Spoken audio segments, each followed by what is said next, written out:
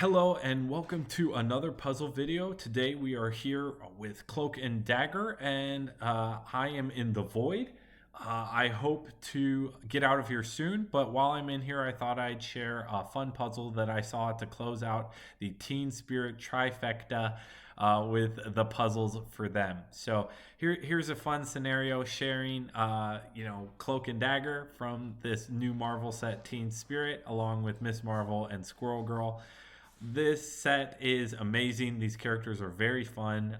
They feel great, and I'm very excited to see how they do in the tournament scene.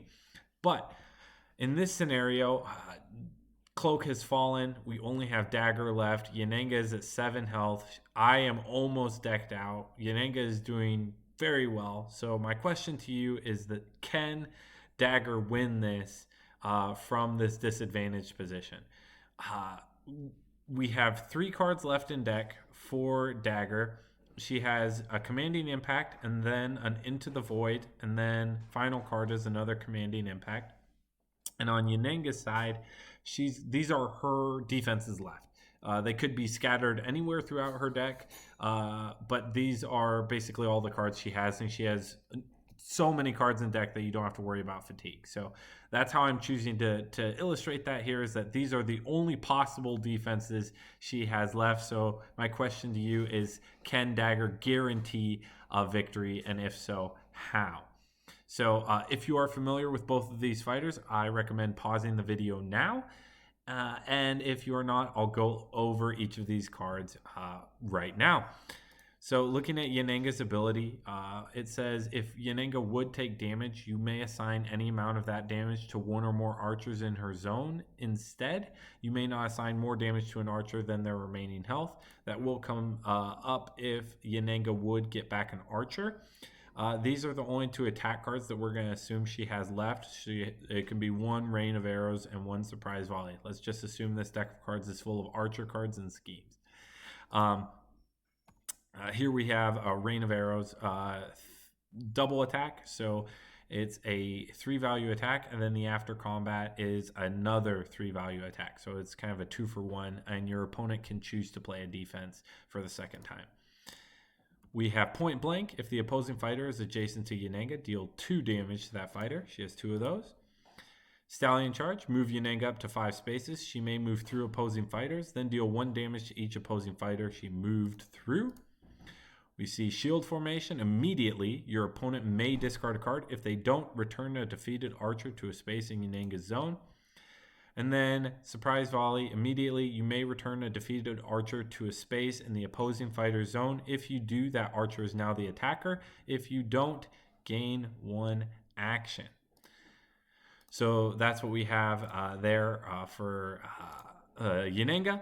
And then for Cloak and Dagger, their ability, we see Dagger is dead, Cloak is dead, so we don't care about Umbra. But for Refraction, after you attack, if Dagger dealt at least 2 combat damage, gain 1 action, which is huge, and it's kind of the crux of this puzzle if you hadn't figured that out already.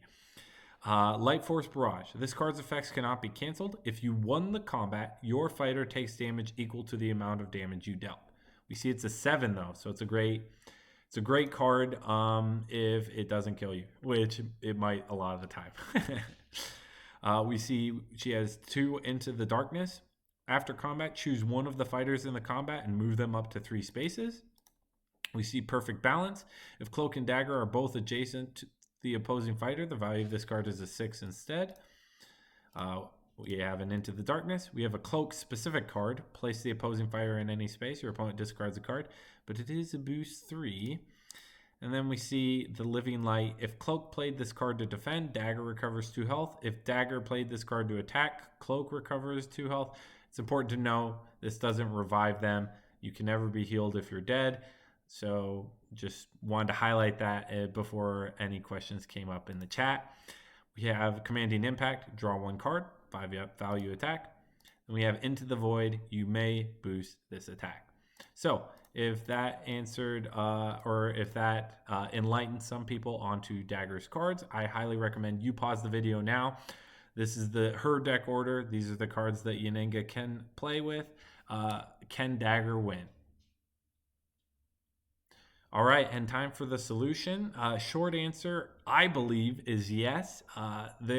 It's a tricky puzzle, so we'll get into it. If you think that Dagger just does this, this, and this, I think you're wrong. If you're assuming that it is that simple. So let me highlight a number of different things. But if you go here and assume that she doesn't have Stallion charge, you win the game.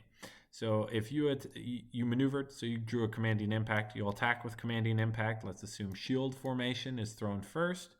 So Yen will take 2. You will discard the shield formation. You will draw a card, and you gained an action because you dealt 2 combat damage. Then you can attack with Into the Void. She'll defend with a point blank. Let's say you boost with this, because why not? You can boost with it. So she'll take 3, you'll take 2, and also you won the combat, so you can gain another action, and so you can attack with Light Force Barrage if you want.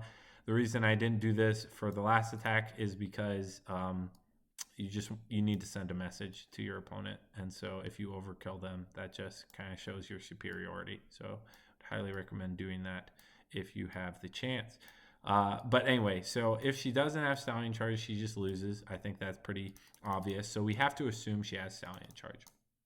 So we can work through this a number of different ways. But I believe the first one is to assume that she has Stallion charge and she plays it first.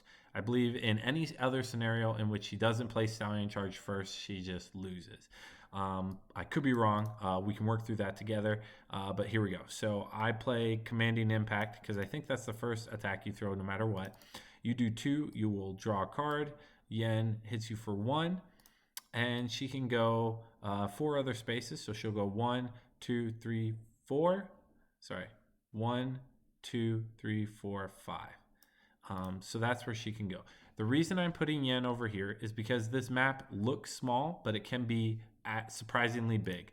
So if Yennenga ends here and you're over here or even over here, it's 1, 2, 3, 4, 5 to get here. So you'd have to boost with a 3 boost, and that would put you in a dangerous position. And I'll explain why in just a second. So you can't really afford to do that. And so because of that, I believe you need to end here. Because this space is actually 4 away from everywhere. And so because of that, Yen's aware of that. So Yen's going to end here so that she can attack you at the beginning if she needs to. Very smart, that Yennenga. So you gained an extra action and you drew your card. So on your final maneuver, you will go there and you will discard you have a commanding impact, and you actually discard the commanding impact. The reason why is you just cannot afford the card draw at this point because it's 2 damage to yourself, and so what you really need is anything else. So let's assume Yen then does choose to attack you.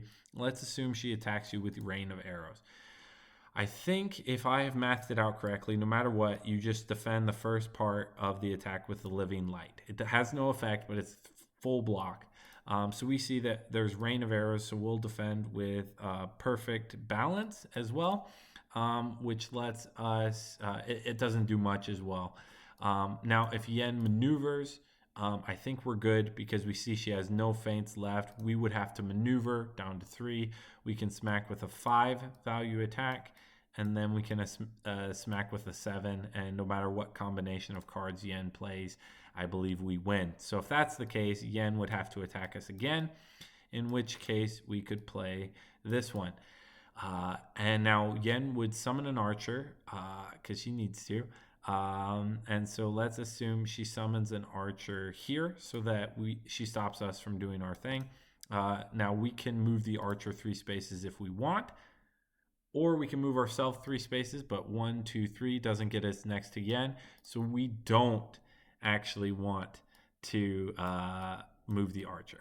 So if this is the scenario that's happened, otherwise you could just allow yourself to move here if Yen doesn't body block or with the archer. So first action, you'll attack the archer, and the archer cannot defend with any of these cards, so the archer takes it, and then you are able to move your fighter up to 3 spaces. So you can go here, and you gained an action. Then you can attack with Into the Void, and let's assume she plays shield formation, in which you can immediately discard a card. If not, she gets to bring back an archer. You will not discard, so she'll actually bring back an archer. And then you will boost it with Dark Force Dimension, in which you will deal 2 damage to her. So let's assume she does 1 damage here, 1 damage to this archer, and you dealt 2 combat damage. So you will you will gain an extra action. Final attack will be Light Force Barrage into the point blank. Yennenga has 4 health here, 1 health on the archer, 5 total health. She will die perfectly with all of the cards in your hand. So that to me is where the crux of the puzzle lies, is knowing exactly where you have to go. If you didn't figure out that on your extra action gain after a stallion charge you need to go here, I believe you lose. And let me just kind of highlight why that is the case. So let's say Yen does go here with stallion charge, and you just maneuver and you say, well, I don't want to end in her zone, but I want to be close to here, so I'll go there. You overdrew, so let's say you still discard the shift because that is the right call, the commanding impact. Yennenga is at 5 and she's right here, so we'll just assume that she double maneuvers instead. She goes here. Then you have to maneuver, so you'll take 2, go down to 3. 1, 2, 3, 4, 5. Let's assume you boost with Dark Force Dimension since you have to get there. Well, now we see, how do you win combat against a 3-value attack? You can't. You could play shield formation, but she'll play shield formation, and you have a bunch of 4-value attacks, and you're 7. And if you throw your 7, you will die as well, and she'll still be at 1 health. So you're not actually able to kill Yennenga before your attack kills you. Now you could say, well, Chad, we discarded a commanding for overdraw, so let's just assume we didn't. Okay, smart aleck. So if that was the case, then we could attack with this. But if she defends with point blank, she would take 3, but you would take 2 auto damage and then 2 from drawing a card, which would kill you. Now, if you did throw the 7 first and she throw point blank, then she would lose. So it's a 50-50. But my question was, could you guarantee lethal? And so if the answer is no, then, it all comes down to a 50-50, which in tournament you prefer to avoid. So if you can guarantee a victory, that's what you hope. So as we see there, if you weren't able to reach her in 4, then you would lose. It would go to a 50-50, which you don't want. So we're going to assume that you would go here, and we just played that out, and we saw that you do all right in that scenario. Now, another scenario is if the first attack that Yennenga threw was a surprise volley, and she can summon an archer in your zone. She goes there, you threw the living light, and then she maneuvers. Sorry, you were at 5. She maneuvers, and she can boost with any of her garbage that she has. 1, 2, 3, 4, or here, and then the archer can go here. So now you can see that the archer is protected by Yennenga. Once again, we're assuming the stallion is gone.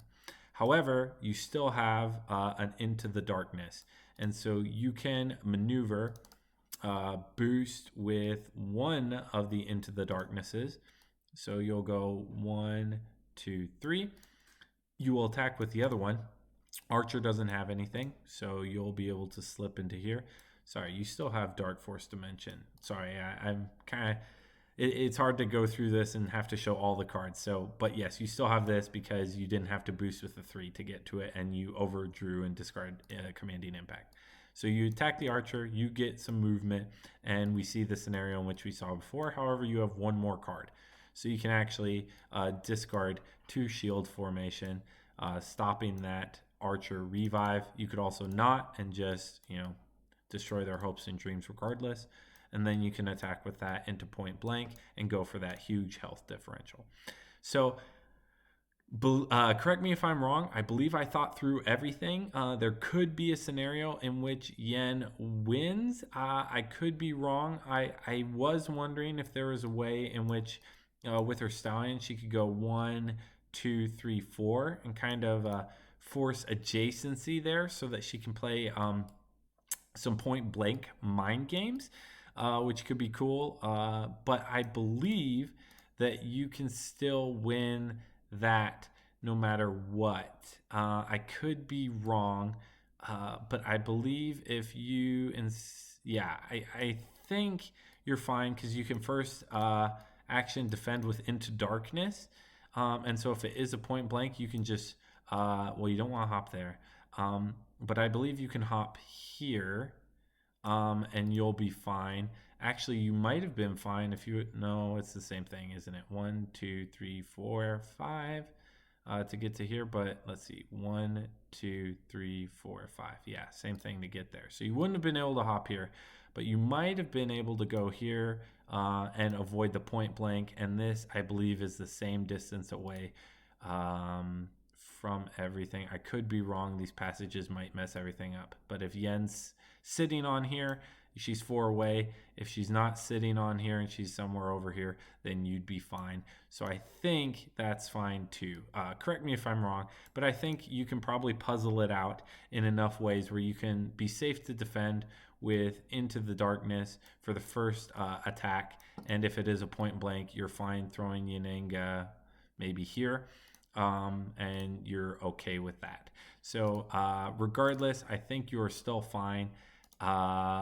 And that's some value that she's not getting from reviving an archer. So yeah, anyway, thank you guys for tuning in. I believe that's correct in everything that I said and did. So I hope you guys enjoyed this, and please give me any ideas for any new puzzles or streams to watch for some fun endgame scenarios. I'm always down to try and come up with a fun and unique puzzle using whatever characters you guys recommend. So anyway, thanks, and I will see you guys next time.